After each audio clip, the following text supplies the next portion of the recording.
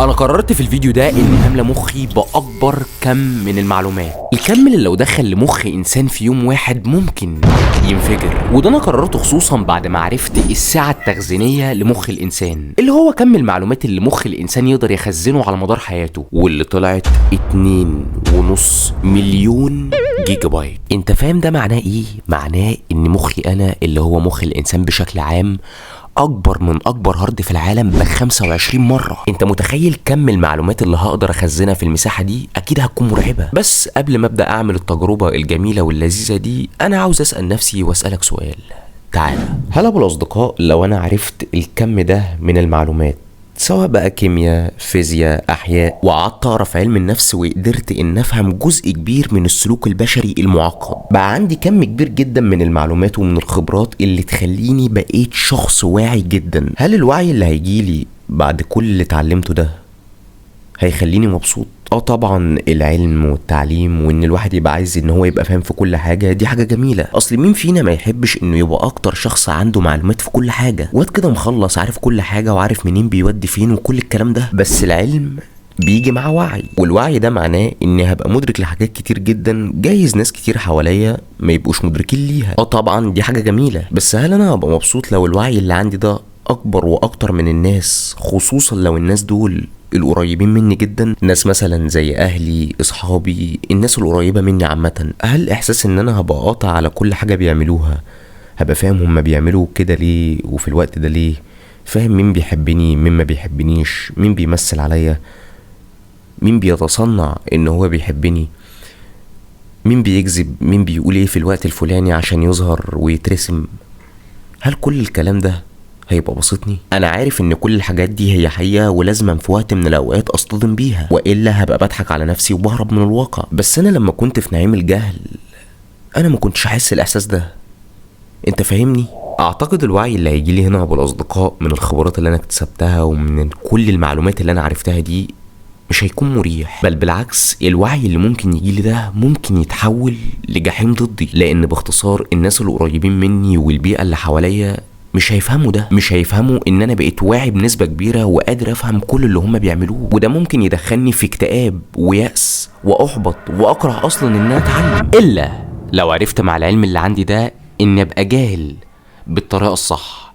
وصدقني انت لو عرفت توازن بين العلم والجهل في حياتك انت هتبقى اسعد شخص في الدنيا. عشان اقدر افهمك وجهة نظري خلينا كده نتناقش مع بعض يا ابو الاصدقاء. هو ايه هو الجهل؟ الكلمة البايخة قوي اللي الكل لما بيسمعها بيبتدي ينفر منها. الجهل معناه بكل اختصار هو اي حاجة الانسان ما يعرفهاش. انا مثلا مش دكتور فانا كده جاهل في الطب، انت مثلا يا ابو الاصدقاء ما تعرفش اي حاجة عن البرمجة فانت كده جاهل في البرمجة. اي حاجة الانسان ما يعرفهاش تصنف تحت كلمة الجهل. ولو بدأت تبص بالمنظور ده على اي انسان في الكون هتلاقي ان اصلا جزء كبير جدا من اساسه هو جهل. انا اعرف حاجات انت ما تعرفهاش، وانت ابو الاصدقاء تعرف حاجات انا ما اعرفهاش، وفي حاجات كلنا كبني ادمين ما نقدرش نعرفها، ولو قعدنا مليار سنه قدام برضه ما نقدرش نعرفها. فاستحاله الانسان يبقى عنده معرفه بكل شيء. مفيش انسان في الدنيا دي كلها يعرف كل حاجه خلقها ربنا. بدليل مثلا هل انت تقدر تعرف عدد النجوم اللي في السماء؟ طب تقدر تعرف عدد حبات القمح اللي في العالم كله؟ تقدر تعرف مثلا السماء لما بتمطر بتنزل كام قطره ميه بالظبط؟ حد هيجي يقول لي يا شهاب ايه اللي انت بتهري فيه ده؟ اكيد كل الكلام اللي انت بتقوله ده محدش يعرفه. بالظبط ابو الاصدقاء، حاجات كتير جدا انت ما تعرفهاش، وانا برضو حاجات كتير جدا انا ما اعرفهاش. متفقين كده؟ انت جاهل وانا جاهل وكلنا جاهلين لحاجات ممكن ربنا يكون خالقها من الاف السنين. وبالفكره دي نقدر نثبت ان مخ الانسان فيه نسبه كبيره جدا من الجهل، بل بالعكس عدد الاشياء اللي ممكن مخ الانسان يكون جاهل بيها اكبر بكتير جدا من اللي ممكن يكون يعرفها. والا ربنا ما كانش قال في سوره الاسراء ايه رقم 85 بسم الله الرحمن الرحيم وما اوتيتم من العلم الا قليلا؟ فان ربنا سبحانه وتعالى يقول كده فده يدل ان جهل الانسان فعلا اكتر من علمه. وعلى قد ما كلمه الجهل دي تحسها كلمه صعبه او مش حلوه والسياق الطبيعي بتاعها دايما سلبي، ده يخلينا نسال هو ليه ربنا خلق الجهل؟ طالما هو حاجه وحشه قوي كده ليه ربنا خلقه؟ بس اكيد برضو ان ربنا ما خلقوش كده، لان ربنا قال في سوره القمر ايه 49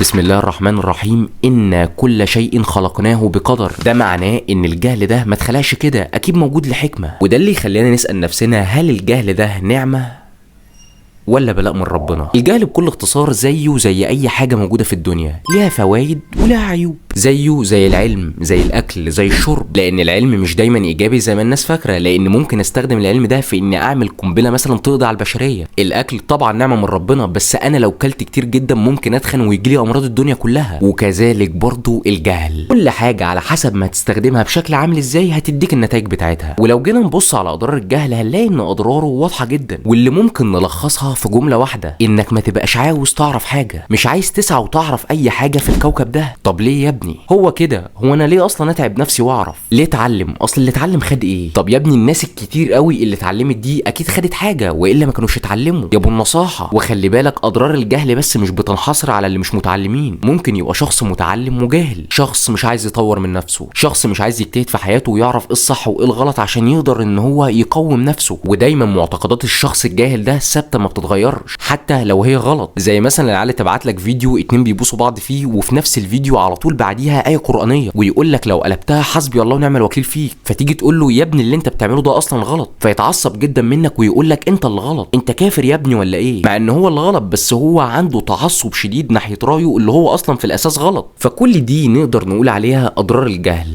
بس الحقيقه الاشخاص دي عندها مميزات انت ممكن تتمناها. شهاب انت مجنون ولا ايه؟ انا ممكن اتمنى صفة عند الاشخاص دول يا ابو الاصدقاء، وهنا هتبقى هي دي فوائد الجهل، او خلينا نقول عليها نعيم الجهل. الجهل ليه اضرار كتير جدا اللي احنا حكيناها دي كلها، بس في الحقيقة ليه ميزتين انت تتمناهم، وهو انك تبقى مبسوط وعندك راحة نفسية. ولو عايز دليل على كلامي يثبت لك ان الجهل بيجي معاه الانبساط والراحة النفسية، تعال نبص على الاطفال. لو انت قاعد مخنوق ومتضايق كده ابو الاصدقاء ومودك وحش وعايز تفتكر حاجة تبسطك، ايه اول حاجة هتيجي في دماغك؟ مرحلة الطفولة، صح؟ ممكن فعلا مرحلة طفولتك تخرجك من المود الوحش اللي انت فيه ده. ايام ما كنت في ابتدائي وكيجي، وقد ايه الحياة ساعتها كانت سهلة، كنا لا نحمل هما يا ابو الاصدقاء. لا انت فاهم يعني ايه الدولار طالع ولا نازل، ولا فاهم لتر البنزين بكام، ولا عليك جمعية تدفعها اخر الشهر، ولا تعرف اصلا يعني ايه جمعية. ما كنتش فاهم اي حاجة، وده اللي بيخليك تحن لمرحلة الطفولة، او بتحن للجهل بتاع الطفولة. كانت اقصى حاجة مزعلاك ان قناة نيكلوديان اتقفلت، وكنت تتبسط جدا لو توم وجيري جه 3 حلقات ورا بعض بدل حلقتين. انت متخيل اللي كان بيبسطك وبيضايقك ساعتها كان ايه؟ ساعتها يا باشا انت كنت في نعيم الجهل. طب بص على نفسك دلوقتي يا ابو الاصدقاء، هل انت مبسوط؟ يعني لو انت قاعده مع صاحبك القريب منك جدا وقاطع وانتوا قاعدين كده ان هو دلوقتي بيروش عليك وعمال يحلو مثلا عشان الناس اللي قاعده، او ان في بنات معديه وعمال يطلع نقصه عليك، واللي ممكن الناس من بره ما تفهمش ده قوي، بس انت فاهم. انت من كل اللي عرفته في حياتك وخبراتك واللي اتعلمته، انت قاطع هو بيعمل ايه، قاطع ان صاحبك القريب جدا مش مظبوط. انت هنا ابو الاصدقاء في الجحيم الواعي، لان انت فاهم كل اللي بيحصل. انما صاحبك هنا هو في نعيم الجهل، لان هو فاهم ان هو كده جامد، وان اللي بيعمله ده اكيد بيخليه مبسوط، والا ما كانش عمله. ايوه يعني يا شهاب انا المفروض يعني ابقى جاهل زيه عشان ابقى مبسوط؟ لا، ما تبقاش جاهل ابو الاصدقاء، بس تعمل ميكس بين الاتنين. يعني تبقى شخص متعلم ومثقف وكل حاجه جميله، لكن ما تعيش جوه الحته دي بس. يعني وعيك العالي اللي اكتسبته من الحاجات اللي اتعلمتها في حياتك وتطويرك لذاتك، مفيش مانع لو ضفت لهم شويه جهل صغيرين يخلوك تحافظ على صحتك النفسيه وتكون مبسوط. اي نعم ما تعملش ده بسذاجه، لانك كده هتبقى مش عاوز تصطدم بالواقع، لكن مش شرط كل حاجه تعرفها وتشوفها. لو شفت اغلى واحلى تليفون في العالم، اكيد ده مش هيخليك مبسوط بالتليفون اللي في ايدك، وشوفك للتليفون الحلو والغالي قوي ده مش هيفيدك بحاجه. تغافل وخليك جاهل ابو الاصدقاء عشان صحتك النفسيه، لان بكل اختصار انت هنا هتبقى جاهل، لان انت اللي مش عاوز تعرف الحاجات دي، مش قادر تعرف الحاجات دي، لان لو عرفتها هي مش هتزودك بحاجه، ولو ما عرفتهاش ده هيخليك مبسوط. وده بالظبط يا ابو الاصدقاء اللي اسمه نعيم الجهل. سلام.